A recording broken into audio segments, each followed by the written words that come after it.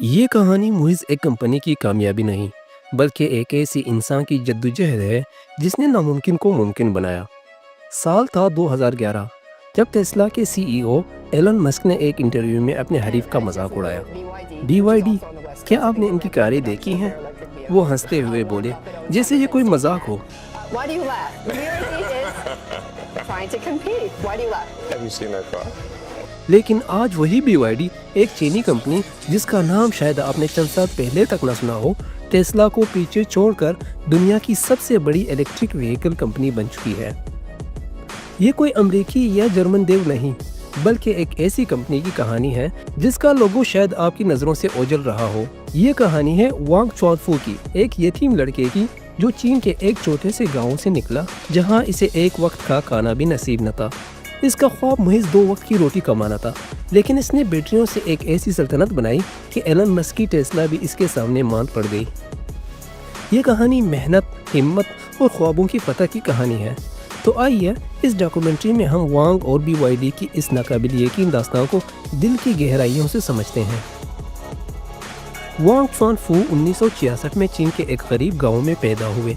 1960 کی دہائی کا چین غربت کے سائے میں ڈوبا ہوا تھا۔ جس سال وانگ پیدا ہوئے، ایک قدرتی آفت نے ان کے کھیتوں کو تباہ کر دیا۔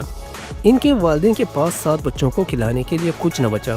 کئی راتیں ایسی تھی جب وانگ اور اس کے بہن بھائی بھوکے پیٹ سوتے تھے، چاند کی روشنی میں خالی پیٹوں سے اٹھنے والے درد کو سہتے ہوئے۔ ایک دن 13 سالہ وانگ اپنے والد کے ساتھ کھیت میں کام کر رہا تھا جب اس کے والد نے اسے روک کر کہا، بیٹا، اس غربت سے نکلنے کا ایک ہی راستہ ہے، پڑھائی اور محنت۔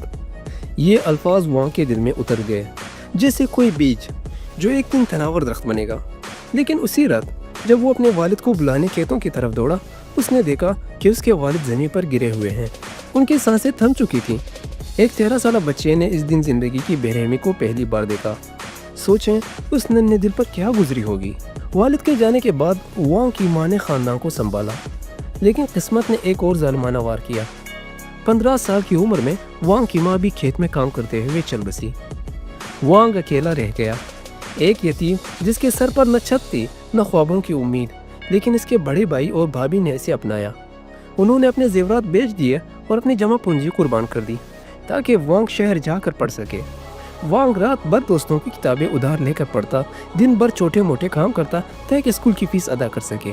اس کا خواب تھا کہ وہ اپنے خاندان کو بھوک سے بچائے، کہ وہ اس غربت کے دلدل سے نکل جائے۔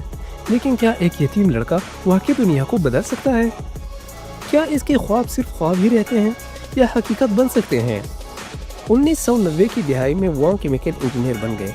چین تیزی سے بدل رہا تھا، معیشت ترقی کر رہی تھی، شہروں میں روشنیاں جگمگا رہی تھی، لیکن وانگ کی نظر ایک چھوٹی سی چیز پر پڑی، بیٹریاں۔ اس وقت چین ریڈیو، کھلونوں اور ٹارچ کے لیے بیٹریاں جاپان اور کوریا سے درآمد کرتا تھا۔ وانگ نے سوچا اگر مانگ اتنی ہے تو کیوں نہ ہم خود بیٹریاں بنائیں۔ 1995 میں صرف 29 سال کی عمر میں وانگ نے اپنی نوکری چھوڑ دی، کزنوں اور دوستوں سے قرض لیا اور ایک پرانے گودام میں BYD شروع کی۔ BYD یعنی بلڈ یور ڈریمز۔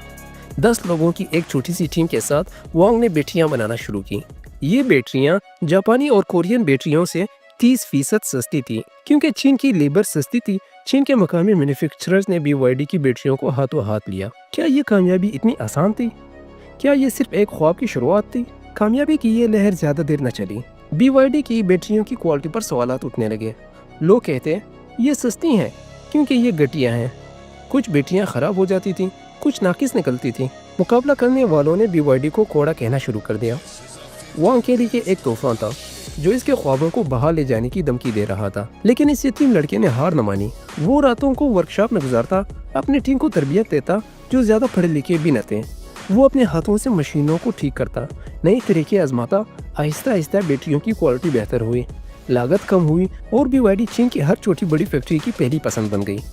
یہ وانگ کی ہمت تھی جو تاریکی میں روشنی بن کر ابھری۔ BYD نے ملکی مارکیٹ فتح کر لی۔ اب وانگ نے عالمی میدان کی طرف نظریں اٹھائی، لیکن یہاں سونی اور پیناسونک جیسے دیو اس کا انتظار کر رہے تھے۔ حریفوں نے BYD کو بدنام کیا، کہا اس کی بیٹریاں غیر محفوظ ہیں۔ کوئی بین الاقوامی کمپنی اس کے ساتھ کام کرنے کو تیار نہ تھی۔ 1997 کی ایشیائی مالیاتی مندی نے BYD کو قرض کے دلدل میں دھکیل دیا۔ وانگ کے خواب ٹوٹتے نظر آ رہے تھے، لیکن پھر 1999 में एक मौजज़ा हुआ। नोकिया और मोटोरोला इस वक्त दुनिया की सबसे बड़ी मोबाइल कंपनियों ने BYD से बैटरियां बनाने का मुआहिदा किया। ये वांग की ज़िंदगी का सबसे बड़ा मोड़ था। इस मुआहिदे ने BYD को आलमी नक्शे पर ला खड़ा किया। 2003 तक BYD दुनिया की सबसे बड़ी बैटरी मैन्युफैक्चरिंग कंपनी बन चुकी थी। लेकिन क्या ये वांग के ख्वाब की आखिरी मंजिल थी? नहीं। वांग ने एक ऐलान किया जिसने पूरी दुनिया को हैरान कर दिया। BYD अब कारें बनाएगी, और वो भी इलेक्ट्रिक कारें। 2003 में वांग ने एक मुश्किल में गिरी कार कंपनी खरीदी और BYD F सीरीज़ की तैयारी शुरू की। लोगों ने मजाक उड़ाया, कहा बैटरियां बनाना एक चीज़ है, कारें बनाना बिल्कुल अलग। लेकिन वांग ने अपनी मर्सिडीज़ को अलग किया, उसकी टेक्नोलॉजी सीखी और सस्ती लेकिन प्रीमियर कारें बनाई। 2005 में BYD F3 लॉन्च हुई। कम कीमत, शानदार फीचर, चीन का मार्केट इसे हाथों हाथ ले गया। लेकिन 2008 में BYD की पहली हाइब्रिड कार F3DM लॉन्च हुई और इसी साल आलमी मालियाती बहरान ने सब कुछ हिला दिया। 2008 का मालियाती बहरान BYD के लिए एक डरावना ख्वाब था। शेयर मार्केट्स गिर रही थी, कारों की मांग खत्म हो रही थी। वांग के दफ्तर में खामोशी थी। लैपटॉप पर BYD के गिरते शेयर सुर्ख रंग में चमक रहे थे।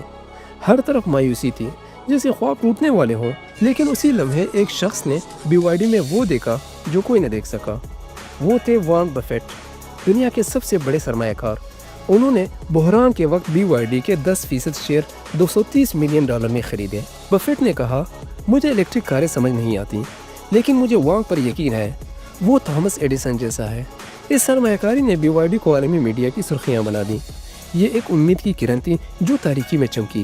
वॉरेन बफेट के दाव ने BYD को नई जिंदगी दी। 2010 में BYD ने अपनी पहली मुकम्मल इलेक्ट्रिक कार EV6 लॉन्च की, जो चीन में हिट हुई। लेकिन इसकी कामयाबी ने एक शख्स को परेशान किया, एलन मस्क। जब मीडिया ने BYD का मुवाजना टेस्ला से किया, एलन मस्क ने BYD का मजाक उड़ाया। क्या आपने इनकी कारें देखी हैं? कोई जिद्दत नहीं, लेकिन वांग खामोश रहे। उन्होंने अपनी कारों के डिज़ाइन बेहतर किए, बजट से प्रीमियम तक नई रेंज लॉन्च की।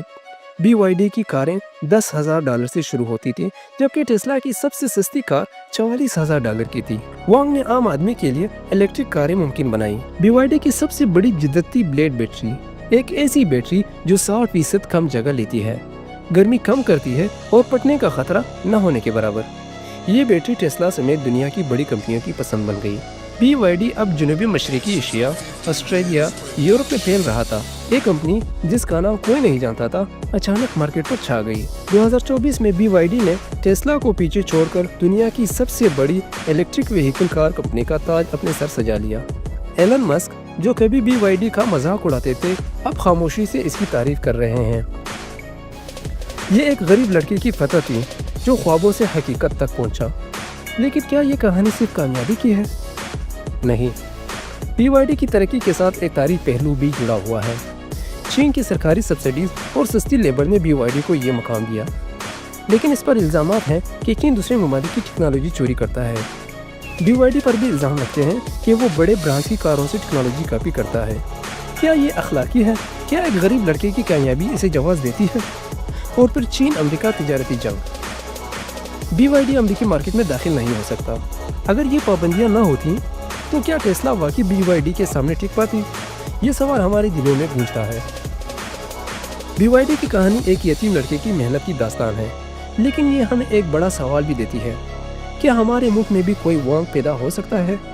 हमारे गांव देहातों में कितने बच्चे हैं जो भूखे सोते हैं लेकिन ख्वाब देखते हैं? क्या हमारा निज़ाम इन्हें मौका देता है? BYD की कहानी सिर्फ एक कंपनी की नहीं, बल्कि एक ऐसी शख्स की है जिसने नामुमकिन को मुमकिन किया। लेकिन इस कामयाबी के पीछे एक कीमत भी है, अखलाकी सवाल। टेक्नोलॉजी की चोरी के इल्ज़ामात और अलमी तिजारत की पेचीदगियाँ।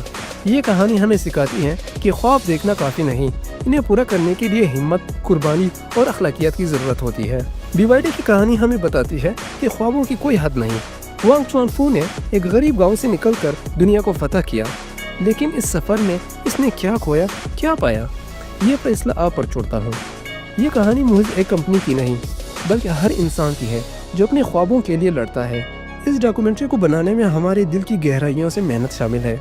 अगर ये कहानी आपके दिल को छू गई तो इसे शेयर करें और चैनल को सब्सक्राइब ज़रूर करें। आपका ताउन हमारी हौसला अफजाई करती है। शुक्रिया।